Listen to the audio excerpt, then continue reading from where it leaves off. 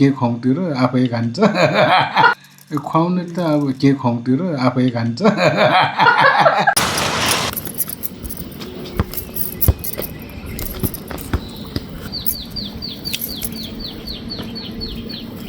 Hello everyone, आज चाहिँ मेरो मम्मी र मैले सिस्नो टिपेर ल्याएको। हेर्नुहोस् त कति धेरै लिएर आएको छौँ हामीले सिस्नो है।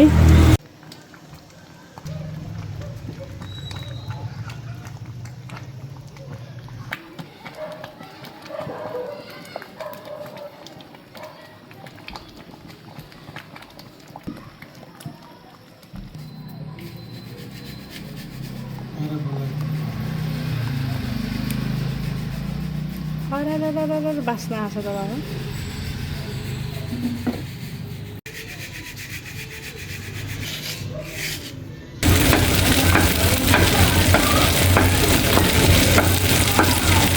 दाजुभाइहरू मैले सुरु गरेँ बुढीले त हाततिर अघि हालेर रहेछ मैले चाहिँ भर्खरै सुरु गर्दैछु।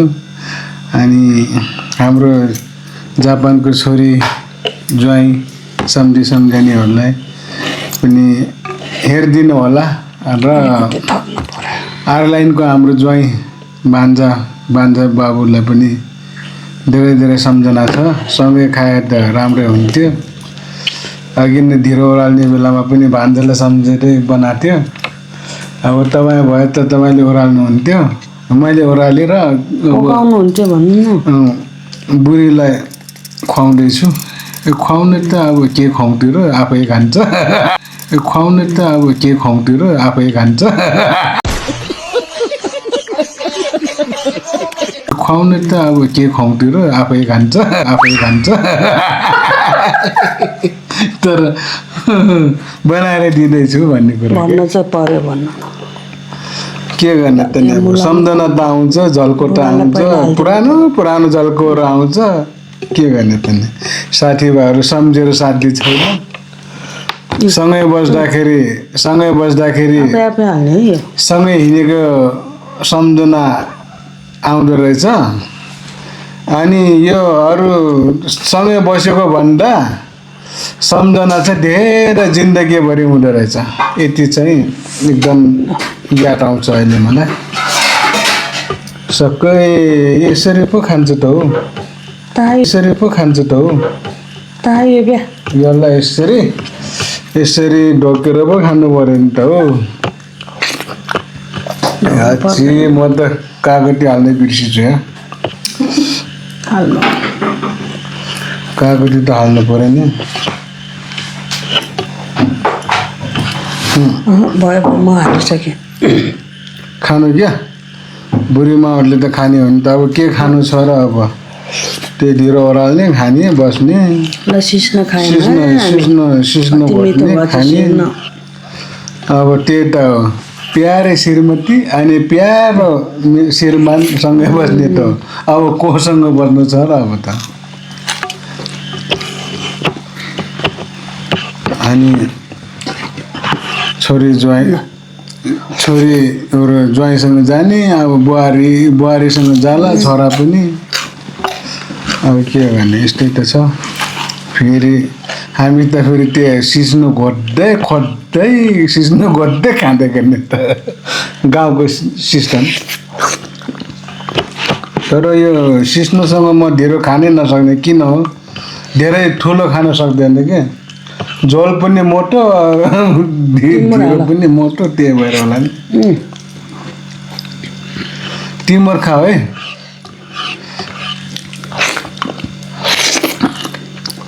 के गर्ने मेरो प्यारे श्रीमती। अब त के गर्ने त नि। छोराहरू पनि छोरीहरू पनि सबै गइसक्यो। कान्छी छोरी नातिनी पनि अब जान्छ होला। आउँदा फेरि हामी पकाएर खान्छौँ नि। अब प्यारे श्रीमती र प्यारो श्रीमान मात्रै त हो बस।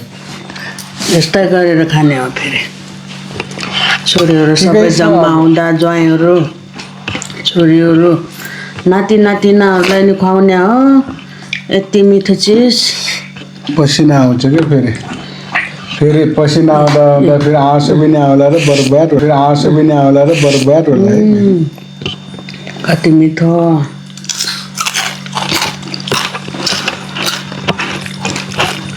अर्ग्यानिक सिस्नो।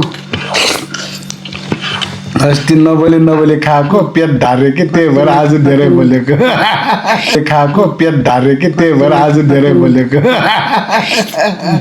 पेट ढारेको नि अस्ति त मलाई क्वाट्ट स्वाट्ट खाएको त पेट ढारेर ए आमा म बोल्नु पर्ने रहेछ भनेको म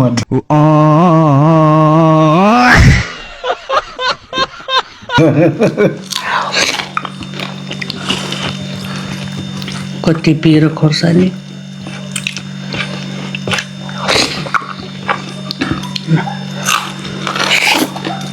के भने सम्झना छ,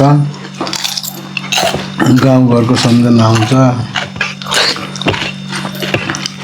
के भने हामी यसरी नै सिस्नो गोड्दै पालेर बच्चाहरू सबै छोड्नु लाग्यो। सिस्नो खाँदै जापान जाँदै सिस्नो खाँदै आयरल्यान्ड जाँदै गर्नु लाग्छ। अब के भने हामी त एक्लै अब हामी त फेरि सिस्नो गोड्दै कहाँ जाने होला है बुढीमा? कहाँ जाने, यहीँ बस्ने। सिस्नो टिप्ने खाने।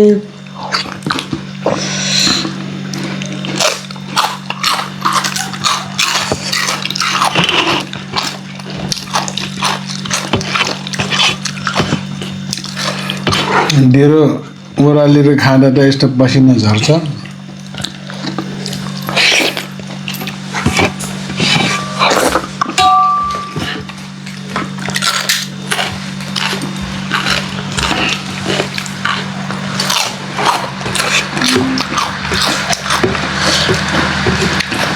सिस्नो कतिको मिठो भएछ बुढा? मिठै छ कि अलि तितो तितो भएछ? होइन, ठिक छ। बुढी माले बनाएको कहाँ मिठो भइहाल्छ नि। ढिँडो कतिको मिठो भएछ? ढिँडो त ठिकै हो, सिस्नो चाहिँ मिठो छ। ढिँडो त मैले ओह्रालेको मिठो बनाएर खानु है। मैले ओह्रालेको भएर होला अनि मिठो लाग्यो ढिँडो। सिस्नो चाहिँ मिठो छ, बुढी माले बनाएर होला नि। साथीहरू तपाईँहरूले यसरी मिलेर खानु, जे कुरा पकाएर पनि यस्तो बुढाबुढी मिलेर खानु, झगडा नगरेर खानु होला साथीभाइहरू। कति मिठो भएछ। यो खोर्सानी पनि कति पिरो, मुला कति गुलियो भएछ। देशदेखि विदेशसम्म हेरिदिनु होला दाजुभाइ दिदीबहिनी, दर सन्तानदेखि लिएर सबै मामा भान्जा भान्जी सबैले हेरिदिनु होला। यसरी नै खान्थ्यो गाउँमा हामी। बेरा गोथालो बस्दा, गाई गोथालो बस्दा, हे आमा हो च्यारितामा टिपेर खाँदा कति मिठो हुन्थ्यो। जेठानहरूसँग भान्जाहरूसँग सँगै बसिएको थियो, भेनाहरूसँग। नाम काटेर साध्य छैन, के गर्नु त नि, याद आउँछ। सँगै बस्दाखेरि भन्दा पनि छुट्टिएपछि जिन्दगीभरि सम्झना आउँदो रहेछ भन्ने कुरा अब मलाई अहिले पो त्यस्ता कुराहरू सोच्छु कि मैले।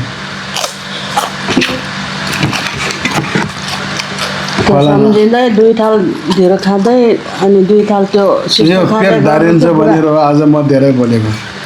त्यो यादहरू मेटाउनुको लागि त खानु लाग्छ नि हामी। कुरै नगरेर खाएको, ए आमा हो पेट ढारेर धन्ने मरेको। बा कुनै पहिला त घाँस गन्यो भने पेट ढारिन्छ रे भन्ने कुरा सुनेको थियो। बा कसैले कोही साथी सोल्टिनीहरूले गन्यो कि क्या हो, सोल्टिनीहरूले गन्थ्यो होला अनि पेट ढार्यो होला। हो त्यो जस्तो लाग्यो मलाई। बा यहाँकै सुल्तिनीले गन्यो अब नगन्दिन है सुल्तिनीहरू। मेरो बुढाको पेट ढाड्यो अरे। अब धेरै सिस्नो धेरै खाएर होला के अरे सुल्तिनीहरूले दोष लाउने। सिस्नो धेरै खाएर होला के अरे सुल्तिनीहरूले दोष लाउने।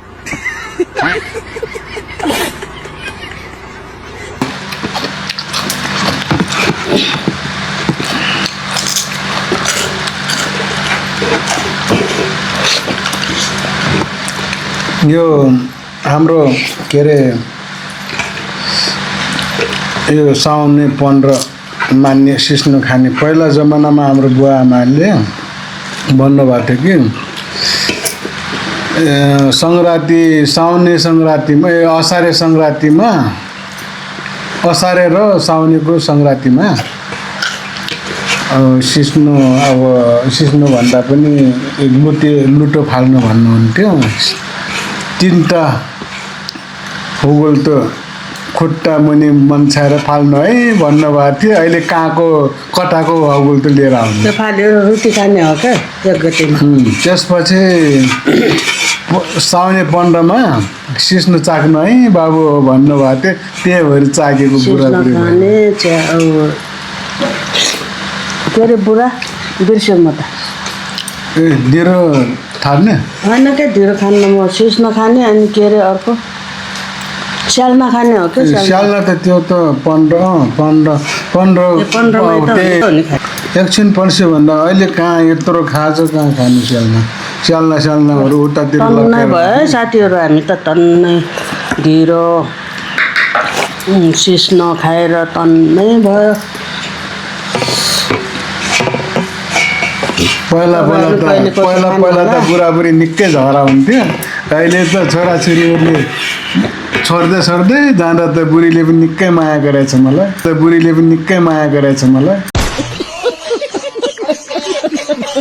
के गर्नु पनि माया त गर्नु पर्ने कसले गर्ने हो र होइन हो बुढो हामी एक्लै हुन लाग्यो भन्छ के अब यत्रो सिस्नो छ अब के गर्ने। तपाईँहरू टाढा हुनुहुन्छ अब यहीँ एकै ठाउँमा भए त कति मिठो हुन्थ्यो। हेर्नु सिस्नो यति धेरै सिस्नो छ अब के कसले खाने अब सबैले खाँदा त छोराछोरीहरू ज्वाइँहरू नातिहरू सब आयरल्यान्डतिर जापानतिर छ गाह्रो छ। 2टा नातिनाहरू कोठामा होला यति धेरै छ के गर्नु बुढाबुढीले खान नसक्ने भयो। कति खायो के गर्ने गर्मी भयो क्या मलाई।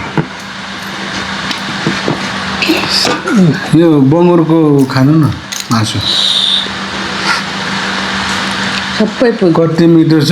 डराने बङ्गुर हो डराङ्गी सुँगुर सिस्नोसँग त बुङ्गुर खानु भनेर भन्ने कुरा सुनेको थियो के गर्ने। कति मिठो कति खाम त नि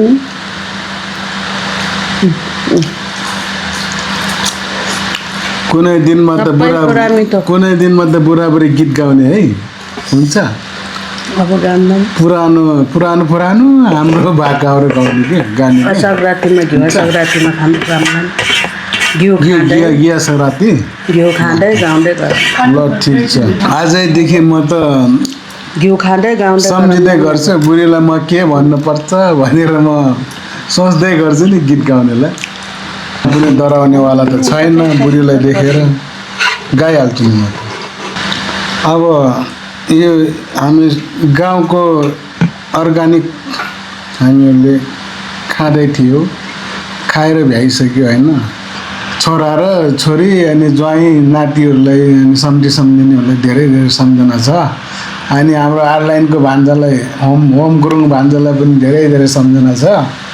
यति भन्दैमा फेरि म त्यही गियास रातिमा आउँदैछु त्यतिखेर चाहिँ गीत गाउन नै आउँदैछु म।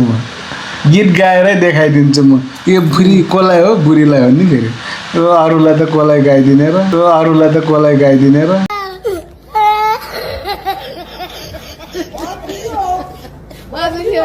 अरूलाई त सक्नु नि पर्यो।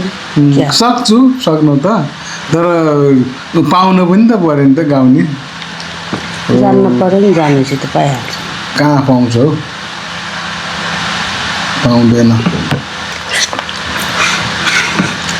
अरू यति भन्दैमा मैले अब झन् थपेर खायो। अब फेरि बोल्ने पनि थप्नै पर्ने भयो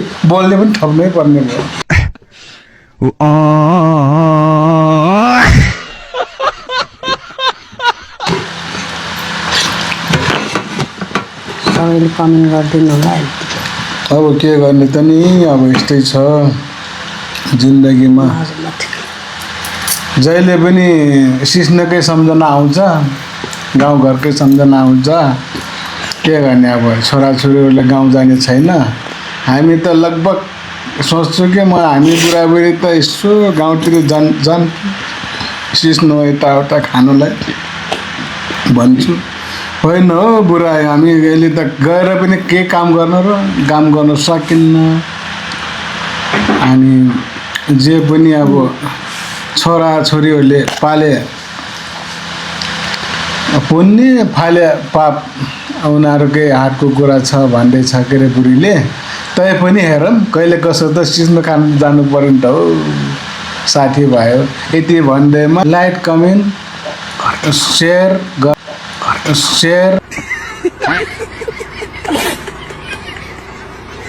गरिदिनु होला के